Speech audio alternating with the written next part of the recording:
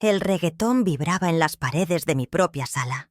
Mi casa de 150 metros cuadrados, que terminé de pagar hace 5 años, estaba irreconocible, abarrotada de vecinos y nuevos amigos que mi hijo Matías había invitado. El aire estaba espeso, una mezcla agria de champán barato y el humo de cigarrillos que yo siempre prohibí. Yo estaba de pie junto a la entrada, sosteniendo mi abrigo de lana beige, sintiéndome una extraña en el hogar que mantuve impecable durante 40 años. Matías, con sus 45 años, estaba de pie sobre la mesa de centro, borracho de una euforia que no merecía. Celebraba su nueva vida, una vida basada en $42 millones que él creía, erróneamente, que eran suyos. Él me vio. La música se detuvo con un chirrido agudo. Nora, mi nuera, la instigadora, le dio un codazo y me señaló con un dedo adornado con uñas acrílicas rojas. El murmullo de la fiesta murió.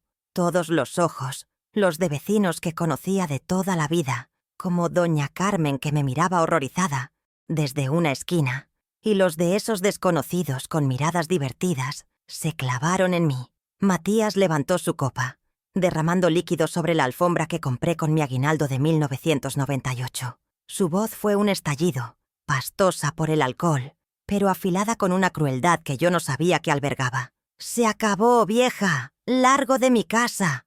No quiero volver a verte nunca más». El silencio que siguió fue denso, pesado. Miré más allá de su rostro congestionado, más allá de la mano posesiva de Nora sobre su brazo.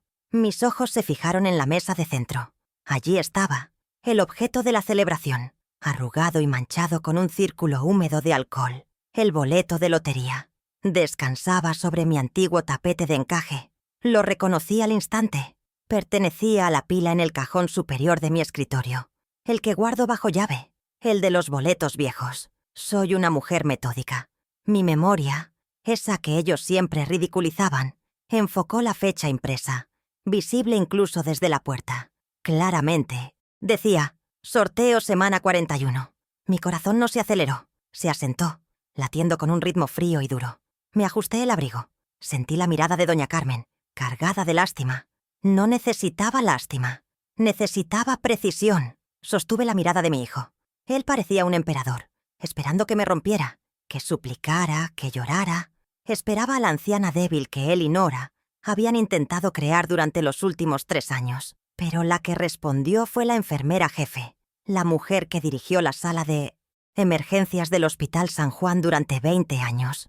Mantuve mi voz perfectamente estable, serena, lo suficientemente alta para cortar ese silencio denso. «Matías», dije, mi tono desprovisto de emoción. «Creo que no sabes una cosa muy importante». Nora soltó una carcajada estridente. «¿Qué cosa importante, vieja ridícula? ¿Qué vas a llamar a la policía? El dueño de la casa soy yo ahora». Matías se rió, alimentándose de la arrogancia de ella. Él agitó el boleto equivocado, como si fuera un trofeo de guerra.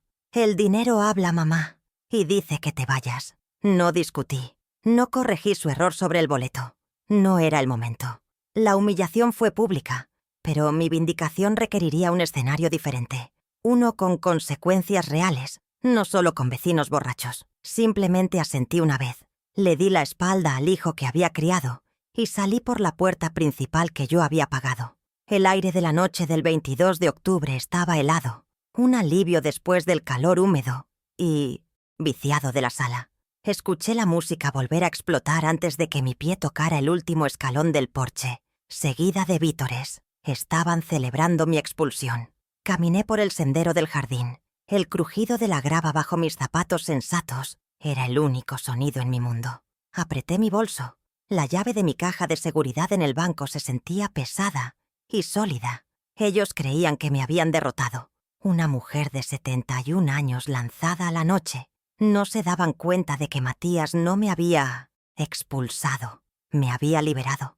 Me había dado permiso para dejar de ser su madre y empezar a ser yo misma. Vi la cortina de doña Carmen moverse en la casa de al lado. Sabía que tendría refugio esa noche. Mientras caminaba hacia su portón, imaginé a Matías y Nora haciendo planes, gastando los 42 millones que no tenían. Conocía sus debilidades, impulsivos, arrogantes, y desesperados por el estatus. Creían tener semanas para reclamar el premio.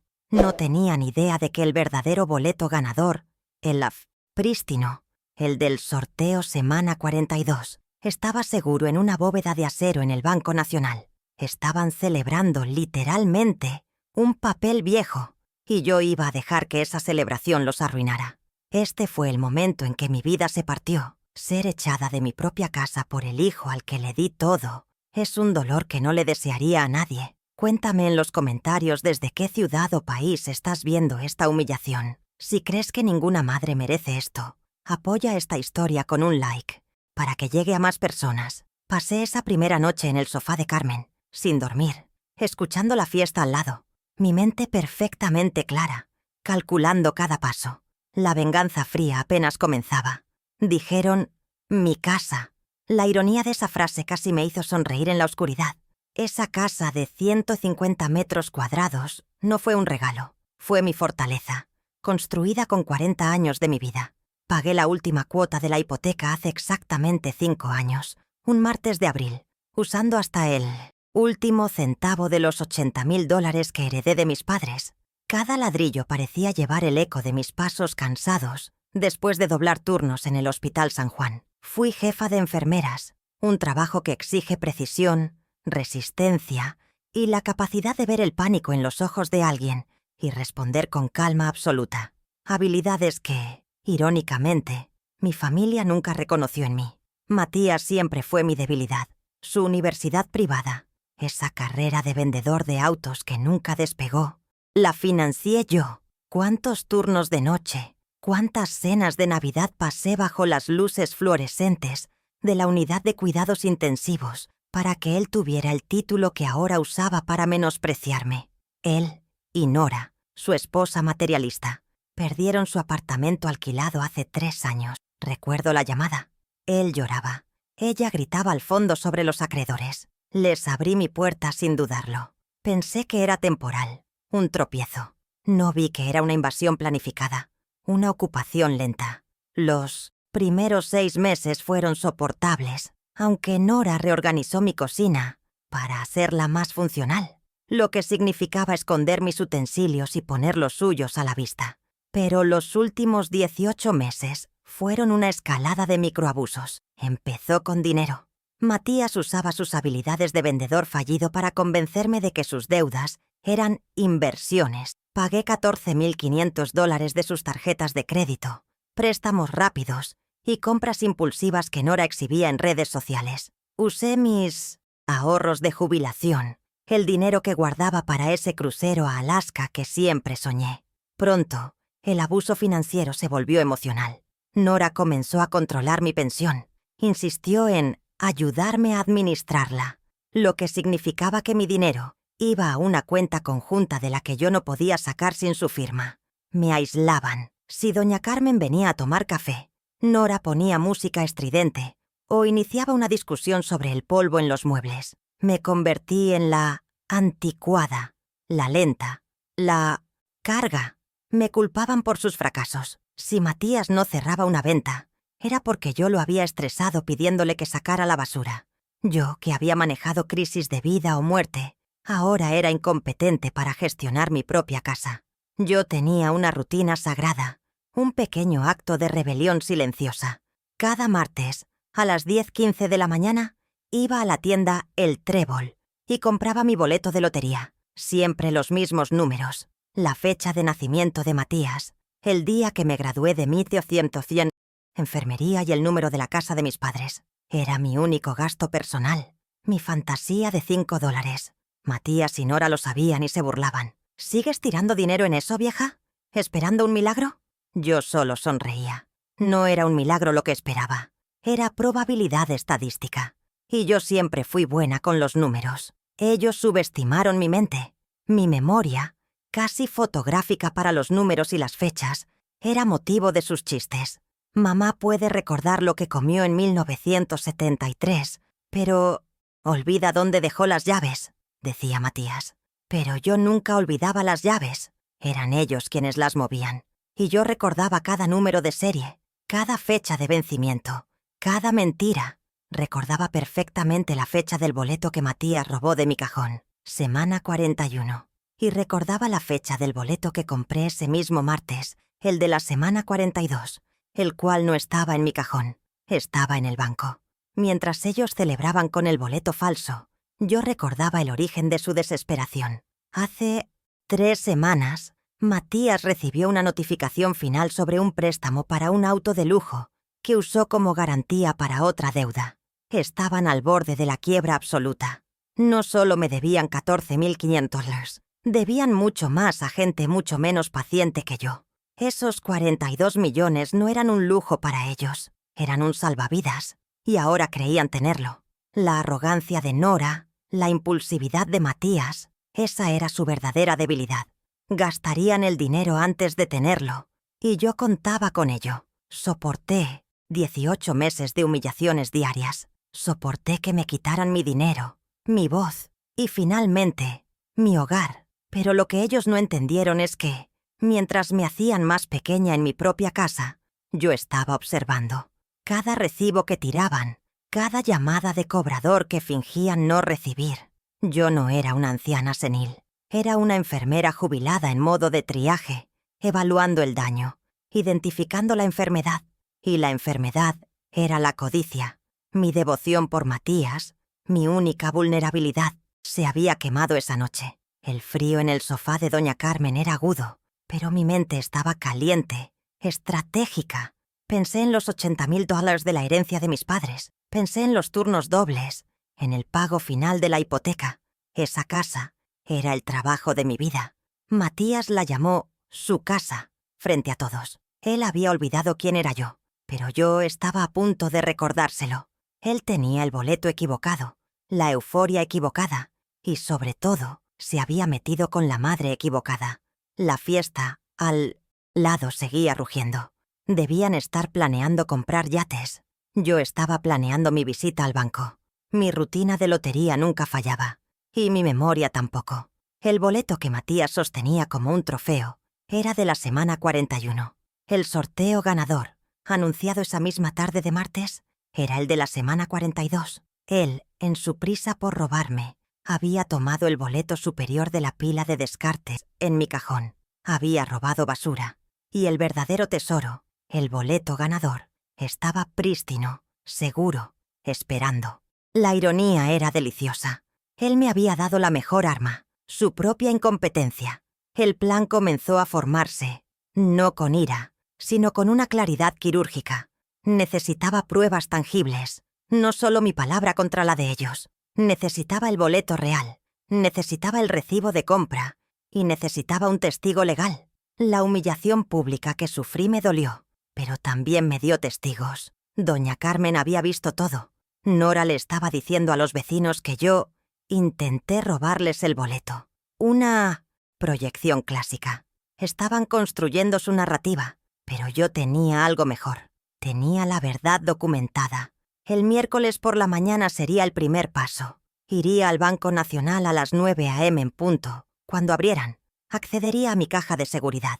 Luego llamaría a la única abogada que conocía, la doctora Sofía Campos, especialista en bienes raíces, una mujer de mi edad, dura e implacable. Matías y Nora habían iniciado una guerra patrimonial, sin saber que yo ya tenía el arsenal. Creían que tenían días para celebrar.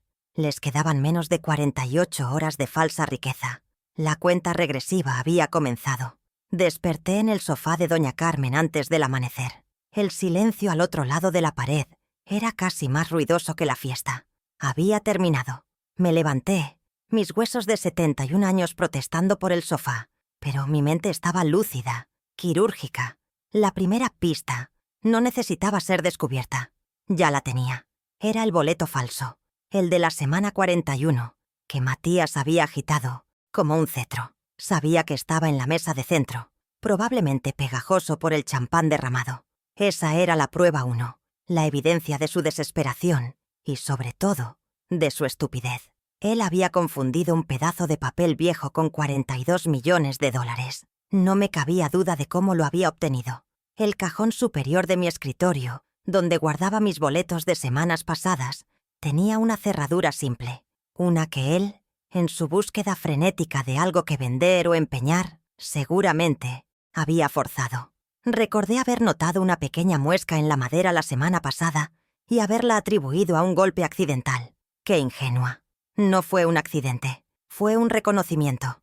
Estaba buscando mis ahorros, mi pensión, y en lugar de eso encontró lo que él creía que era un milagro. Esta violación, este pequeño robo doméstico, era la base de toda su humillación pública hacia mí.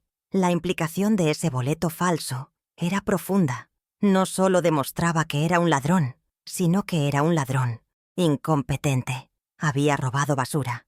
Toda esa celebración, la humillación que me hizo pasar frente a mis vecinos, la expulsión de mi propia casa, todo estaba construido sobre un error, sobre la fecha, semana 41, que él, en su euforia alcohólica, no se molestó en verificar. Dejé que ese pensamiento me reconfortara. No estaba luchando contra un genio del crimen.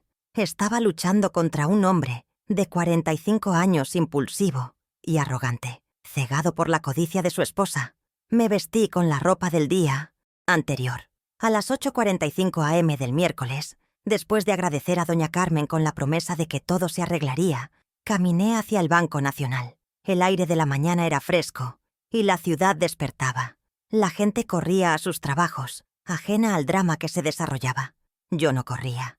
Caminaba con el paso medido de una enfermera jefe que va a un procedimiento. En mi bolso solo llevaba mi cartera, mi documento de identidad y la llave de mi caja de seguridad, la número 314. No necesitaba nada más. Mi plan requería precisión, no prisa.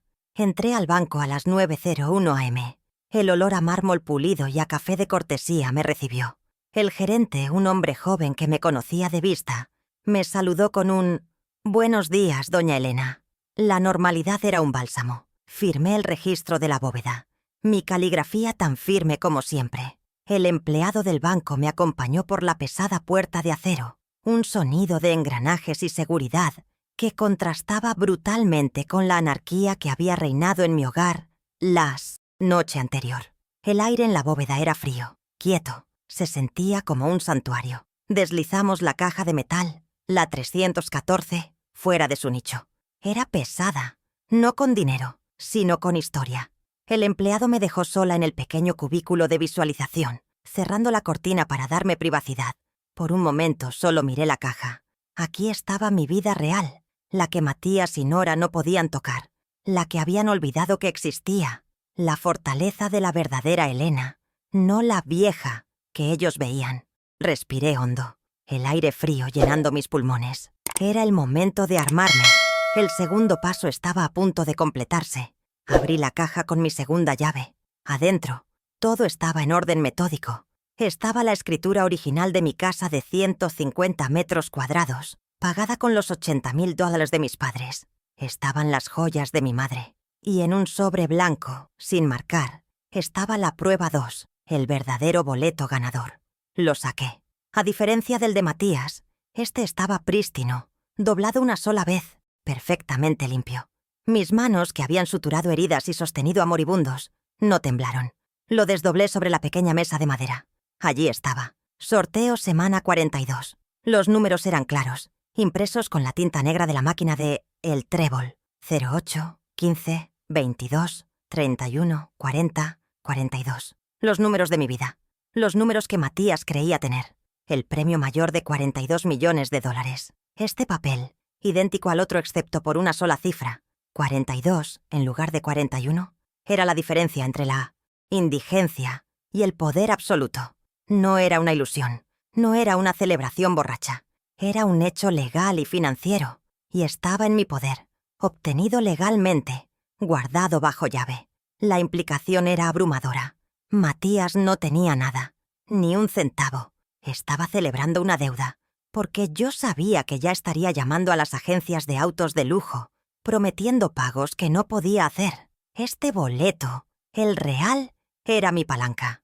No era solo para recuperar mi casa, era para reestructurar toda mi vida, para establecer los límites que mi amor de madre me había impedido poner durante 3 largos años de abuso. La venganza fría de la que hablé no era sobre lastimarlo, era sobre salvarme a mí misma con la verdad absoluta. Verifiqué los números ganadores en el sitio web oficial de la Lotería Nacional, usando el teléfono del cubículo. Un escalofrío recorrió mi espalda, pero no era de miedo, era de confirmación. 6 de 6, premio mayor. El cobro debía hacerse en la oficina central, pero no iría sola. Necesitaba más que el boleto. Necesitaba blindar mi reclamo contra las mentiras que Nora y Matías seguramente lanzarían. Necesitaba la tercera prueba, la que conectaba mi dinero con mi boleto. Metódicamente saqué mi cartera. Dentro, en el compartimento de recibos, estaba.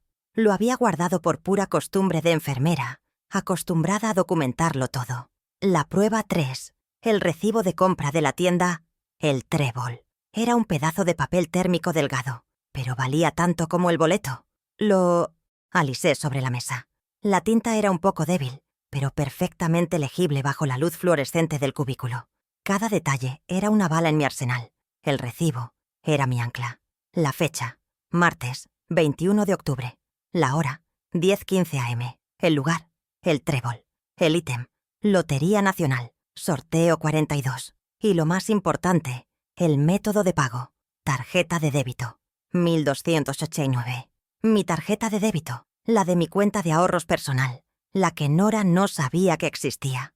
La cuenta donde depositaba los sueños, reembolsos del seguro de salud y pequeños trabajos de consultoría de enfermería que hacía en línea. Mi dinero secreto. La implicación de este recibo era devastadora para ellos. Nora me había aislado financieramente, controlando mi pensión. Pero este recibo probaba que yo tenía mis propios fondos y que yo había hecho la compra. No había forma de que Matías pudiera alegar que él me dio el dinero, o que lo compramos juntos, o que yo lo compré para él. La transacción fue mía, singular, documentada. El boleto era mío por derecho de compra, no solo por posesión. Guardé el boleto ganador y el recibo en el sobre blanco. Tomé la escritura de la casa, cerré la caja de seguridad, la deslicé de vuelta en su nicho y salí de la bóveda. El aire del vestíbulo del banco se sentía diferente, más ligero. Caminé directamente a una de las cabinas telefónicas privadas del banco. No iba a usar mi celular. No sabía si ellos rastreaban mis llamadas. Marqué el número de la doctora Sofía Campos, una abogada especializada en litigios patrimoniales cuyo nombre me había dado una excolega del hospital. Su voz era brusca, profesional. «Habla la doctora Campos», le respondí con la misma calma con la que había salido de mi casa. «Doctora, mi nombre es Elena Morales, 71 años. Fui enfermera jefe del San Juan. Necesito una consulta urgente. Se trata de la posesión de mi casa, una expulsión ilegal y 42 millones de dólares». Hubo un silencio. «Tengo la escritura, el boleto ganador y el recibo de compra. Estoy en Mintiación Torció, el Banco Nacional. ¿Puede verme a las 11 am? Otro silencio. «La espero a las 11», dijo y colgó. Llegué a su oficina a las 10:55 am. El edificio era moderno, de vidrio y acero. Su oficina en el piso 12 olía a café fuerte y libros caros. La doctora Campos era una mujer de unos 50 y tantos años, con un traje sastre impecable y una mirada que no admitía tonterías. No hubo charlas triviales. Me senté y coloqué las 3 pruebas sobre su escritorio de caoba. La escritura, el boleto ganador de la semana 42 y el recibo de débito de las 10:15 am. Ella examinó cada documento bajo una lámpara de escritorio. Levantó el boleto a la luz. Miró el recibo con una pequeña lupa. Luego me miró. «Señora Elena, esto es...» «Claro, el boleto es el premio. El recibo es la propiedad. La escritura es la palanca».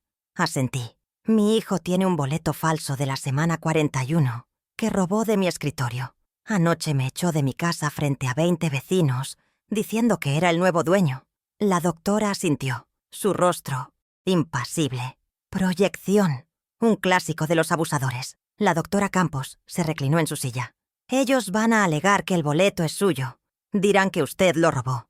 Nora, su nuera, ya le está diciendo a los vecinos que usted intentó robarles. Necesitamos una prueba final, una que sea visual e irrefutable, una que los silencie antes de que puedan mentir». Tomó el recibo de débito. «El Trébol, martes 10:15 am. Las tiendas de lotería tienen cámaras de alta definición, apuntando directamente a la caja. Vamos a conseguir esa cinta». Se giró hacia su computadora. Esta es la prueba 4, el video de seguridad.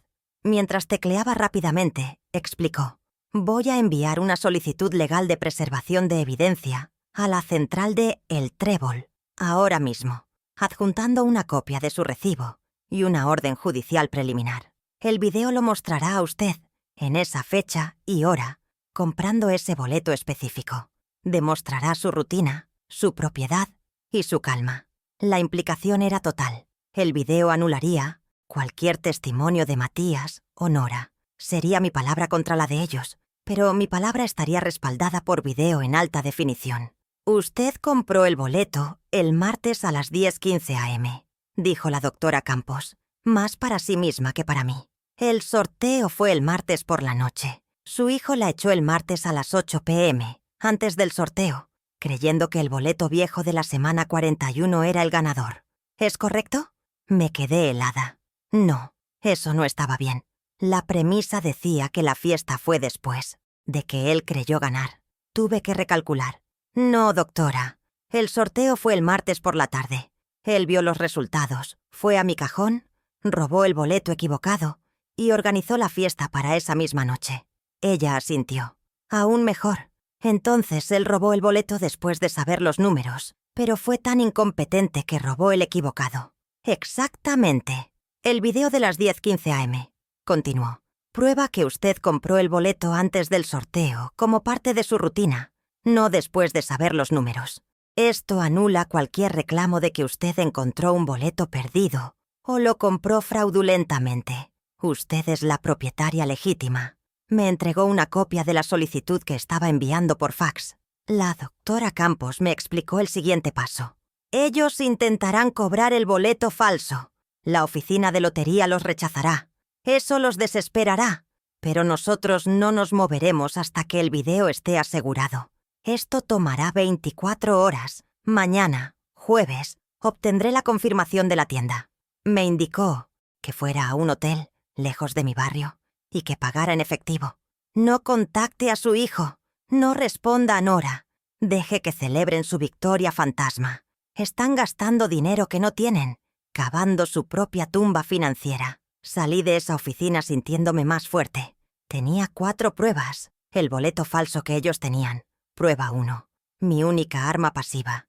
El boleto ganador real. Prueba 2. Mi arma principal. El recibo de débito. Prueba 3. El escudo legal de propiedad. Y el video de seguridad.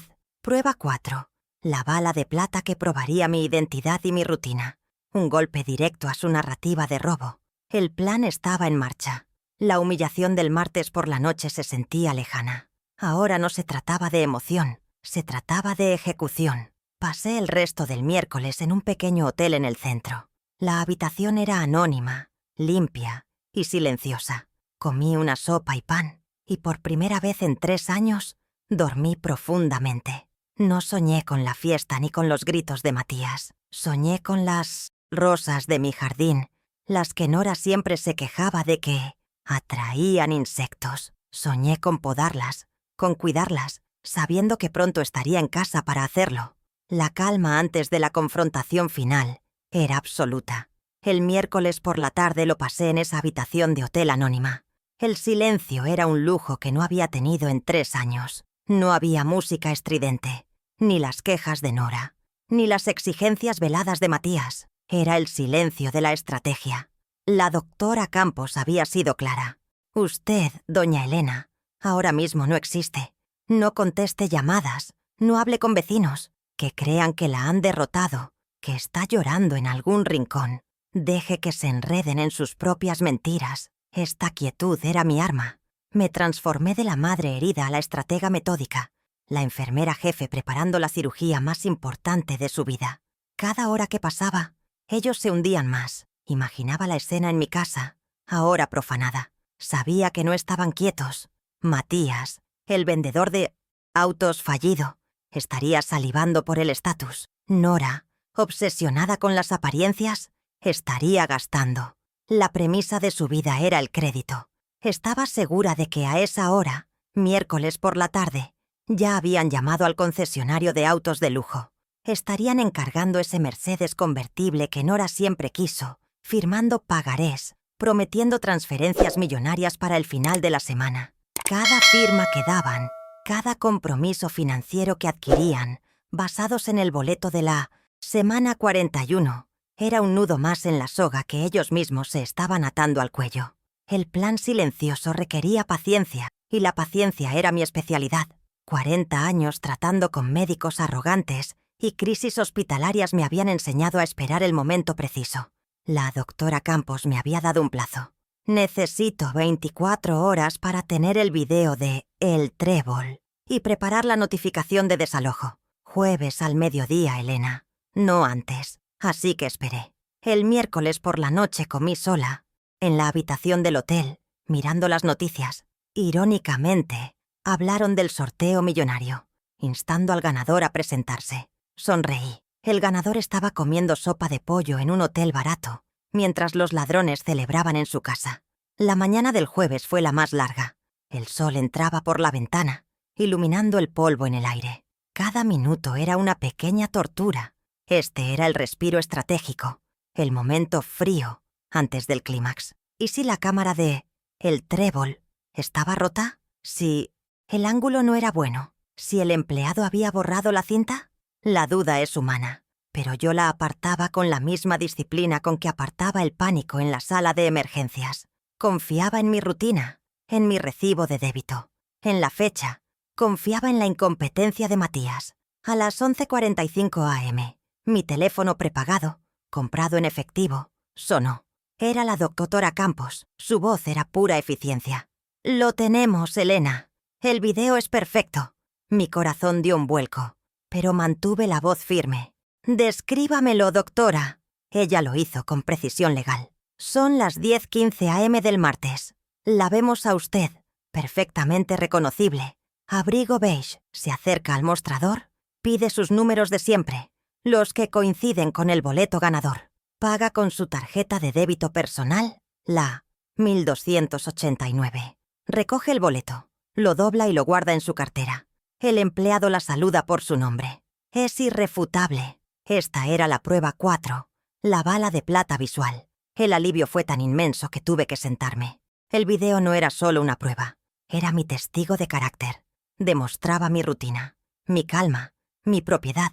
Anulaba cualquier mentira que Nora pudiera inventar sobre que yo encontré el boleto o que se lo robé a Matías. La verdad estaba allí, en píxeles de alta definición.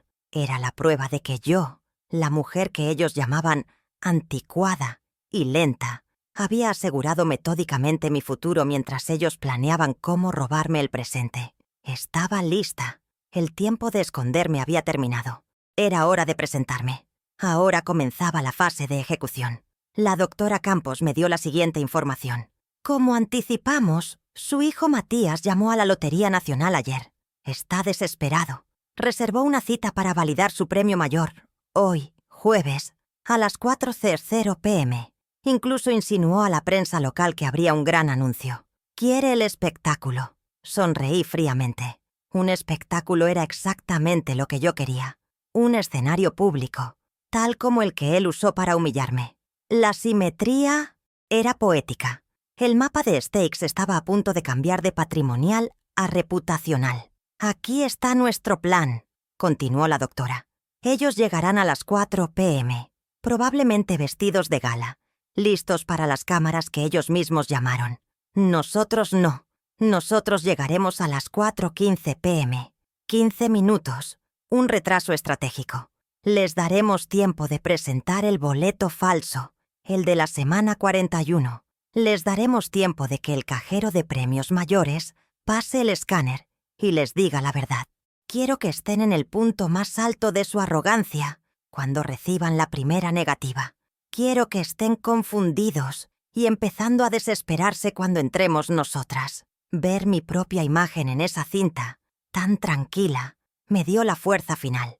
¿Alguna vez has sentido que una simple verdad, un simple video, podía desmantelar un castillo de mentiras? Dímelo en los comentarios. Si crees que la verdad siempre debe salir a la luz, apoya esta historia con un like para que más gente la vea.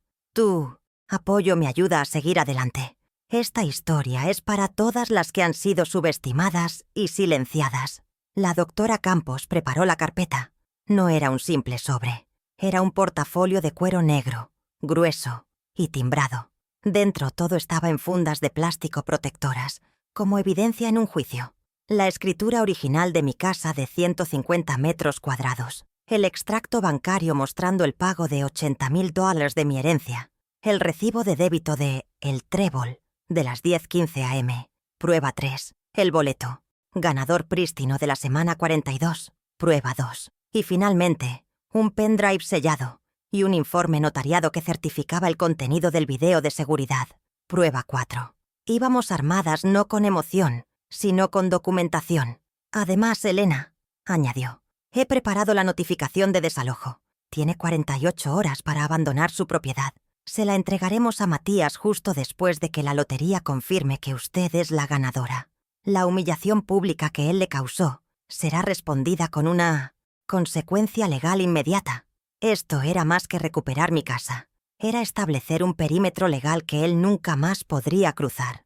El dinero de la lotería era la herramienta, pero la restauración de mi dignidad y mi hogar era el verdadero premio. Pasé las siguientes horas preparándome. No como una víctima que va a suplicar, sino como una propietaria que va a hacer una auditoría.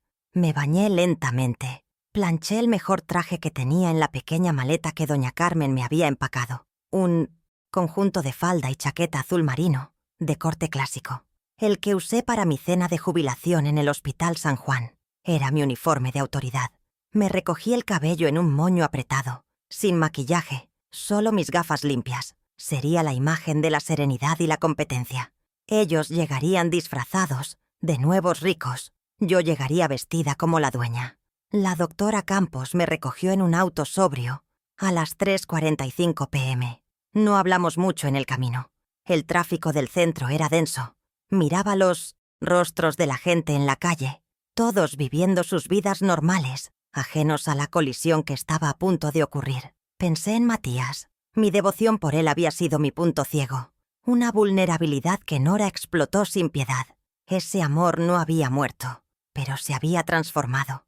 Ahora era un amor duro, el tipo de amor que exige responsabilidad. Él había confundido mi bondad con debilidad, un error fatal.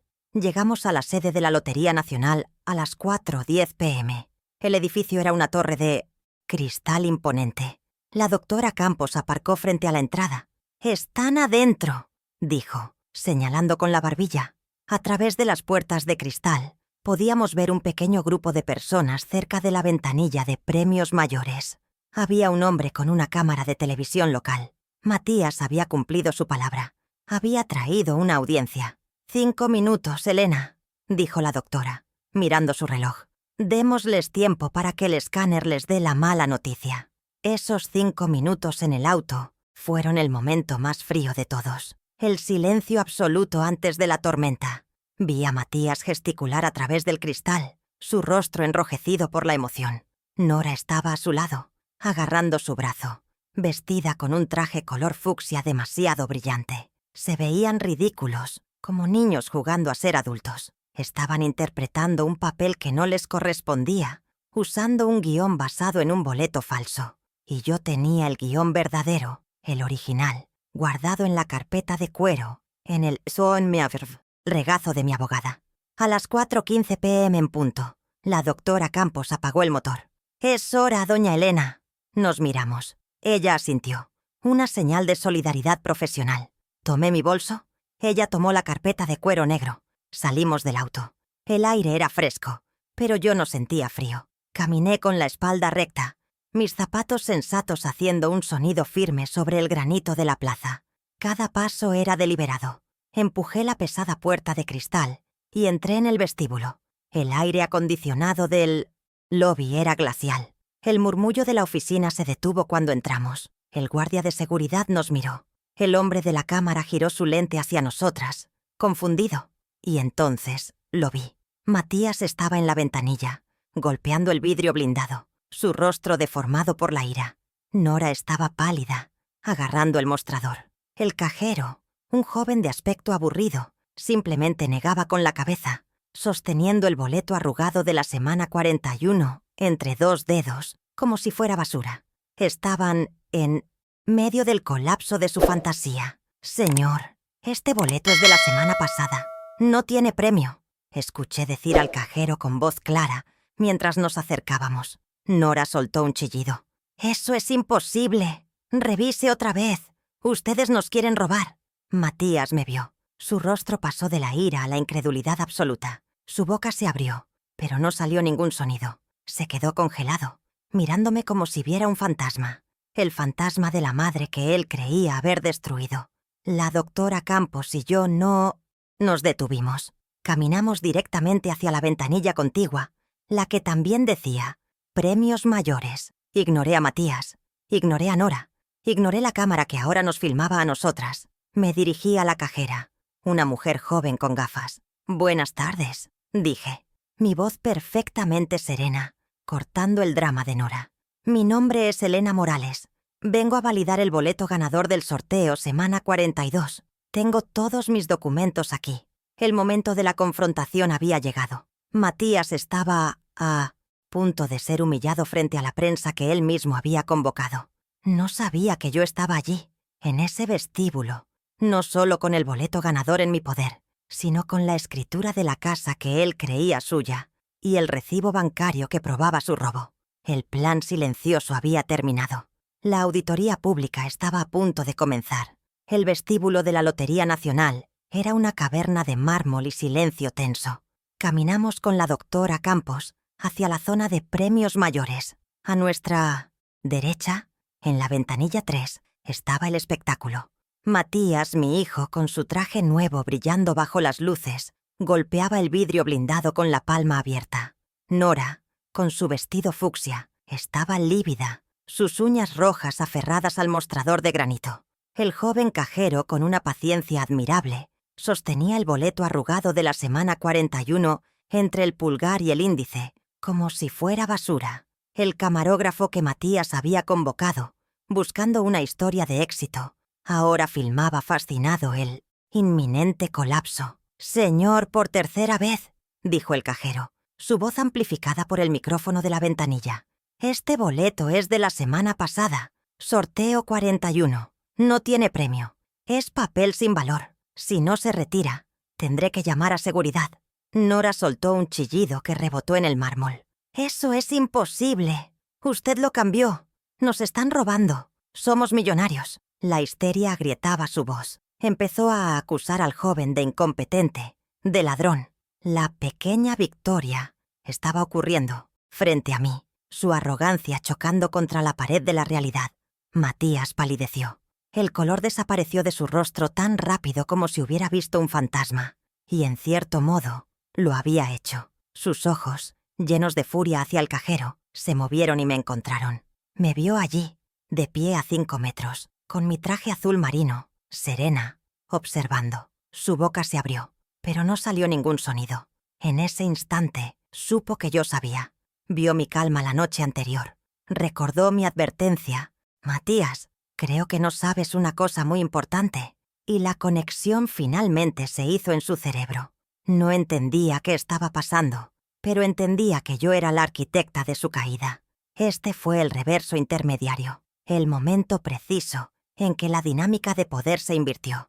No era una victoria completa, porque yo aún no había reclamado nada, pero su poder, ese poder artificial construido sobre un robo fallido y una fiesta prematura, se había disuelto. Él me había echado de mi casa, creyéndose un rey, y ahora, frente a la prensa que él mismo invitó, se revelaba como un bufón que no sabía leer la fecha de un boleto.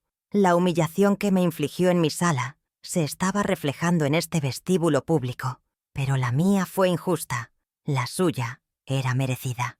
El camarógrafo se acercó más, su lente enfocando el rostro sudoroso de Matías y las facciones desencajadas de Nora. Los 2 guardias de seguridad del vestíbulo, que hasta ahora observaban aburridos, comenzaron a caminar lentamente hacia ellos. La escena era patética. Matías no reaccionaba. Estaba paralizado por la vergüenza, mirándome fijamente, suplicando en silencio que yo hiciera algo, que lo salvara o que desapareciera. Pero yo no me moví. Yo no era su madre en ese momento. Era la dueña de la casa que él había intentado robar. Él había perdido la narrativa. Ya no era el hijo pródigo que se volvía millonario.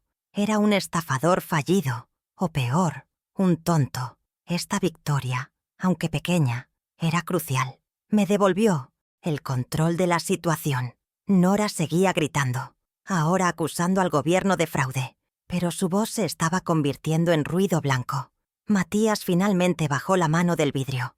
Estaba derrotado. El dinero que había gastado en los últimos 2 días, el auto de lujo que seguramente encargó, la fiesta, todo se acumuló sobre él. El stake reputacional estaba destruido. Este momento, ver su arrogancia romperse, fue una pequeña justicia. ¿Qué parte de esta caída te impactó más? Si esta historia puede ayudar a alguien a no rendirse, apóyame con un like. El silencio de Matías era mi señal. La tensión era palpable, pero era la tensión de un acto que termina, no de uno que comienza. Él creía que la historia terminaba ahí. El premio era falso. El sueño se había acabado. Él y Nora estaban arruinados. No se le ocurrió que había otra posibilidad. No se dio cuenta de que su tragedia era solo el preámbulo de mi triunfo. La doctora Campos, sosteniendo su carpeta de cuero negro, me dio un ligero asentimiento. Era nuestro turno. La ventanilla contigua, la número 4, estaba libre. Era hora de que el verdadero ganador reclamara el premio. El vestíbulo de la Lotería Nacional era una caja de resonancia para la humillación de mi hijo. El mármol frío amplificaba cada palabra del cajero de la ventanilla 3, que repetía: «Boleto sin premio, señor». Los 2 guardias de seguridad, hombres corpulentos de uniforme gris, se habían movido de sus puestos y ahora flanqueaban a Matías y Nora. El camarógrafo, que había venido a grabar una historia de éxito, ahora tenía la lente de su cámara pegada al rostro desencajado de Nora. Ella no me vio venir. Su mundo se había reducido a ese mostrador, a ese empleado que se negaba a cumplir su fantasía. La arrogancia se había convertido en pánico agudo. Ignorando el caos, me acerqué con la doctora Campos a la ventanilla contigua, la número 4, que también estaba designada para premios mayores. Estaba vacía. La cajera, una mujer joven con gafas, nos miró con alivio, contenta de tener clientes tranquilos. Me acomodé frente al vidrio blindado. Coloqué mi bolso en el pequeño estante de metal. Mi voz salió serena, perfectamente audible en medio de los gritos ahogados de Nora. «Buenas tardes. Mi nombre es Elena Morales. Vengo a validar el boleto ganador del sorteo semana 42. La palabra ganador cortó el aire. Nora, que estaba a punto de lanzar otra acusación en la ventanilla 3, giró la cabeza bruscamente. Sus ojos se clavaron en mí. ¿Qué dijiste?» Su voz era un graznido. El camarógrafo giró sobre sus talones, su cámara enfocándome ahora. Matías se quedó inmóvil. Su rostro pálido ahora tenía una confusión enfermiza. Nora soltó el mostrador y dio 2 pasos hacia mí, antes de que el guardia le bloqueara el paso. «¡Qué ridiculez! ¿Qué hace esta vieja aquí? ¡Largo!». Ignoré su histeria. Era ruido blanco. Mi foco estaba en la cajera de la ventanilla 4. De mi bolso saqué el sobre blanco que había guardado en la caja de seguridad del banco. De él extraje el boleto prístino, el real, el de la semana 42. Estaba limpio, doblado una sola vez. Era la prueba 2. Lo deslicé calmadamente bajo la ranura del vidrio. «Por favor, verifique este», le dije a la cajera. Matías observaba, paralizado. Podía ver el engranaje en su mente tratando de procesar la escena. Yo, tranquila, presentando un boleto idéntico al suyo. La cajera, visiblemente tensa por el drama, tomó mi boleto, lo miró, luego miró la fecha, lo pasó por el escáner. No, hubo el zumbido sordo y negativo que le dieron a Matías. En su lugar, la máquina emitió un pitido agudo, claro y triunfante. «Beep». Una luz verde brillante parpadeó en el terminal. El silencio en el vestíbulo fue absoluto. El único sonido era el zumbido eléctrico de la cámara. La cajera me miró, sus ojos muy abiertos detrás de las gafas. «Señora», tragó saliva. «Un momento, por favor». Tecleó furiosamente en su computadora, verificando los números internos contra la base de datos central. La pantalla de su monitor, invisible para mí pero no para ella, pareció confirmar lo que el escáner había anunciado. Levantó la vista de nuevo, su profesionalismo luchando contra el asombro. Su voz salió por el altavoz, formal y temblorosa. «Felicidades, señora Morales. Este es el boleto ganador. El premio mayor de $42 millones. El aire salió de los pulmones de Matías en un silbido audible. Fue un sonido de colapso interno. Se tambaleó desde la ventanilla 3, pasando al guardia que parecía confundido sobre a quién vigilar. Se aferró al divisor de mármol entre nuestras ventanillas, su rostro a centímetros del mío, separado solo por el vidrio. «No», susurró, su aliento empañando el cristal. «¿De qué hablas? ¿Cómo?» Sus ojos suplicaban una explicación que lo negara. Por primera vez desde que entré, giré mi cabeza y lo miré directamente a los ojos. Mi voz no contenía ira, solo la fría y llana verdad. «Hablo de la verdad, Matías. Hablo de que, anoche, en tu prisa por robarme, tomaste el boleto equivocado de mi cajón». Hice una pausa, dejando que las palabras aterrizaran. «Tú tomaste el boleto viejo, el de la semana 41. Yo siempre guardo el boleto de la semana actual en mi caja de seguridad. Tú robaste basura, hijo». Nora estalló. «¡Mentirosa! ¡Bruja! Tú nos lo robaste a nosotros. Ese boleto es nuestro. Matías lo compró». Estaba fuera de sí, luchando contra el guardia, que ahora la sujetaba firmemente por el brazo. «Dile a todos, Matías. Dile que es tuyo». Pero Matías no podía hablar. Estaba paralizado, mirando mi rostro, sabiendo que yo decía la verdad. Su propia incompetencia era el testigo en su contra. Él recordaba el cajón, recordaba haber forzado la cerradura, recordaba haber tomado el boleto superior. Antes de que Matías pudiera formular una defensa, la doctora Sofía Campos dio un paso al frente. Colocó su pesada carpeta de cuero negro sobre el mostrador de la ventanilla 4. Su voz era acerada, legal, y resonó en todo el vestíbulo. «Permítame aclarar esto para todos los presentes, especialmente para la prensa». El camarógrafo se acercó más. «Mi clienta, la señora Elena Morales, es la propietaria única y legal de ese boleto ganador. Y tenemos las pruebas». Abrió la carpeta. La primera prueba que deslizó bajo el vidrio, junto al boleto ganador, fue el delgado recibo térmico.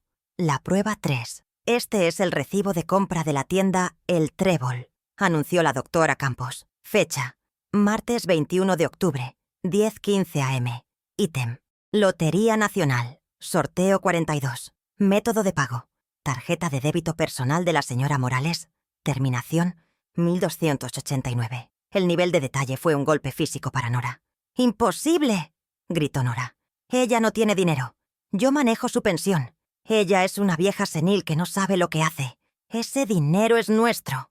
La proyección era tan desesperada que resultaba patética. Estaba admitiendo el abuso financiero frente a todos, sin darse cuenta.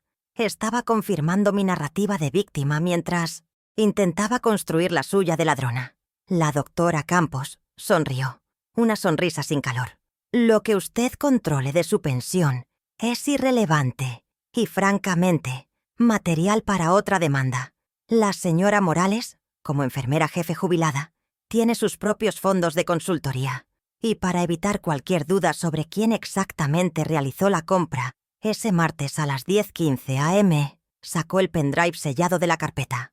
La prueba 4. Tenemos el video de seguridad certificado de la tienda El Trébol. Sostuvo el pendrive en alto, como un fiscal presentando el arma del crimen. El video muestra, en alta definición, a la señora Elena Morales, sola, en el mostrador. Muestra cómo paga con su propia tarjeta, recibe el boleto, lo dobla y lo guarda en su cartera. El empleado incluso la saluda por su nombre. Se volvió hacia Matías. «Es una prueba irrefutable, señor Morales. ¿Quiere que la mostremos aquí, en la cámara del noticiero local?» Esa fue la bala de plata. El golpe final. Matías miró el Siuastiastos pendrive, miró mi rostro impasible, miró a Nora, que por primera vez se había quedado completamente en silencio, con la boca abierta. La realidad de su situación, la magnitud de su error y la profundidad de su ruina, lo golpeó. Había sido desenmascarado no solo como un ladrón, sino como un ladrón estúpido, en público, por su propia madre. La humillación reputacional era total. Se quedó sin aire. Sus manos, que se aferraban al divisor de mármol, resbalaron. Su rostro perdió el último rastro de color. Intentó sostenerse del mostrador de su propia ventanilla, pero falló. Sus ojos se pusieron en blanco. Y entonces Matías se desplomó. Cayó hacia atrás, un peso muerto, golpeando el suelo de mármol con un sonido sordo y pesado. Se desmayó frente a mí, frente a la cámara, frente a los guardias. Un colapso total, físico y moral. La primera consecuencia fue inmediata. Nora soltó un grito agudo, esta vez de pánico real. «Matías, ayuda». Los guardias de seguridad pasaron al modo de emergencia. Uno corrió hacia Matías, arrodillándose para comprobar su pulso, mientras hablaba por su radio pidiendo asistencia médica. El otro guardia tomó a Nora, que ahora lloraba histéricamente, por el brazo. «Señora, debe despejar el área. Salga, por favor». La escoltó firmemente hacia las puertas de salida, sacándola de la escena. El espectáculo había terminado. La segunda consecuencia ocurrió simultáneamente. En mi ventanilla, la número 4, la vida continuó. La cajera, aunque pálida por el desmayo, volvió a su trabajo. «Señora Morales», dijo, su voz temblando ligeramente. Necesitamos iniciar los trámites de cobro». La doctora Campos asintió. «Proceda, por favor». La cajera me pasó los primeros formularios a través de la ranura. Tomé el bolígrafo. Mi mano no tembló. Comencé a firmar los documentos que me acreditaban como la dueña de $42 millones. El camarógrafo estaba dividido. Filmaba a Matías en el suelo siendo atendido por el guardia. Luego giraba, bruscamente, para filmarme a mí, la anciana serena con el traje azul marino, firmando tranquilamente los papeles. Era una antítesis visual perfecta. El colapso de la mentira y la calma de la verdad. Mientras firmaba, la doctora Campos caminó hacia la entrada, donde Matías comenzaba a despertar, aturdido, y Nora era retenida por el guardia. La tercera consecuencia fue legal y brutal. La doctora Campos sacó un sobre grande y grueso de su carpeta. Se inclinó sobre Matías, que estaba sentado en el suelo, sostenido por el guardia. «Señor Matías Morales», dijo con voz clara. Le entregó el sobre. «Está notificado. Esta es una orden de desalojo formal. Tiene 48 horas para abandonar la propiedad de mi clienta, la señora Elena Morales». Nora, al oír esto, se abalanzó. «Su propiedad. Esa es nuestra casa». La doctora Campos, impávida, sacó una copia certificada de la escritura. «Esta es la escritura de la casa de 150 metros cuadrados, en la calle Los Fresnos. El título de propiedad está única y exclusivamente a nombre de Elena Morales. Ustedes han sido ocupantes sin contrato durante 3 años. Su estancia ha terminado». «Oficial», se dirigió al guardia. «Son testigos de la entrega». Llegaron los paramédicos con una silla de ruedas. Levantaron a Matías, que no decía nada, su rostro una máscara gris de vergüenza. Nora lloraba, su maquillaje fucsia corrido, un desastre patético. Los escoltaron fuera del vestíbulo. Terminé de firmar el último formulario. La cajera me entregó el comprobante, oficial de cobro. Era un simple recibo impreso, pero era el documento más pesado que jamás había sostenido. Era la prueba de mi victoria. Miré a través del cristal, hacia la puerta de salida. No sentí euforia. Sentí el frío y duro alivio de la justicia. Al día siguiente, un viernes a las 9 de la mañana, el sol brillaba con una claridad insultante. Estaba de pie en mi porche, pero esta vez no como una exiliada, sino como la propietaria. A mi lado, un cerrajero, un hombre robusto y callado. Trabajaba en la cerradura principal. El sonido metálico de su taladro era música para mis oídos. Era el sonido de la seguridad siendo restaurada. A pocos metros, un oficial judicial, que había contratado la doctora Campos, pegaba formalmente la notificación de desalojo en la puerta, aunque ya era una formalidad. Matías y Nora se habían ido en la noche, llevándose solo su ropa, dejando atrás el caos de su fiesta fallida. El cerrajero terminó. Me entregó un juego de llaves nuevas, pesadas y plateadas. Sentí su peso en mi palma, el peso de la propiedad recuperada. Entré sola. La casa de 150 metros cuadrados estaba en silencio, apestando a alcohol rancio y desesperación. Botellas vacías cubrían cada superficie. Confeti pisoteado ensuciaba la alfombra que compré en 1998. Y en la mesa de centro manchado de vino Yacía el boleto arrugado de la semana 41. Lo recogí, esta vez sin repulsión, y lo tiré a la basura. Caminé por las habitaciones. Habían dejado todo lo que no pudieron cargar. Deudas, desorden y el fantasma de su arrogancia. Abrí todas las ventanas de par en par, dejando que el aire fresco de octubre barriera los últimos 3 años de abuso. Esta ya no era su casa de fiesta. Volvía a ser mi santuario. Como era de esperar, mi teléfono prepagado sonó esa tarde. Era Matías, su voz era irreconocible. Atrás quedó la arrogancia del vendedor de autos, el tono burlón del hijo que se creía rey. Lo que escuché fue el llanto ahogado de un hombre de 45 años, completamente quebrado. Lloraba por las deudas, hablaba del auto de lujo que encargó, un depósito no reembolsable de $5,000. Hablaba de los $10,000 que debía por la fiesta, el champán, la comida. Estaba arruinado, su reputación destruida, y ahora, legalmente sin hogar. Era la llamada que yo esperaba, el último estertor de su antigua vida, y yo estaba preparada para ella. Escuché en silencio, dejando que el veneno saliera. Cuando terminó, mi voz fue tranquila, pero no suave. Era la voz de la enfermera jefe dando un diagnóstico. Matías, escúchame bien. Esta casa es mía, legal y moralmente. Lo que tú y Nora hicieron fue un intento de robo. Hizo un sonido ahogado, pero lo interrumpí. No te dejaré en la calle. No soy un monstruo. Pero los días en que me usabas como tu red de seguridad financiera se terminaron para siempre. Hay nuevas reglas. Reglas muy claras. El silencio al otro lado de la línea era absoluto. Estaba escuchando, por primera vez en su vida. Pagaré las deudas que generaste en estos últimos 3 días. El auto, la fiesta. Pagaré esos 15,000, le dije. Pero lo haré bajo 2 condiciones inquebrantables. Hice una pausa, asegurándome de que entendiera la seriedad. Primero, tú y Nora asistirán a terapia financiera. Obligatoria, semanal. Me enviarán los comprobantes de asistencia. No les daré un centavo hasta que un profesional certifique que están aprendiendo a manejar el dinero que no tienen. No volveré a pagar 14,500 de sus tarjetas de crédito. Su adicción al estatus es una enfermedad, y yo no la voy a financiar más. Y la segunda condición, continué, sin darle tiempo a responder, es la distancia. Las finanzas están separadas, y nuestras vidas también. Le informé que había dado instrucciones a mi abogada para comprar un apartamento pequeño. Son 50 metros cuadrados, especifiqué, al otro lado de la ciudad, en un barrio obrero. Estará a tu nombre, pagado en su totalidad. Es un techo. Es más de lo que me diste a mí. Pero nunca más volverás a vivir bajo el mío. Nunca más volverás a tener acceso a mis cuentas. ¿Entendiste? Su respuesta fue un débil sí, mamá. Era el comienzo.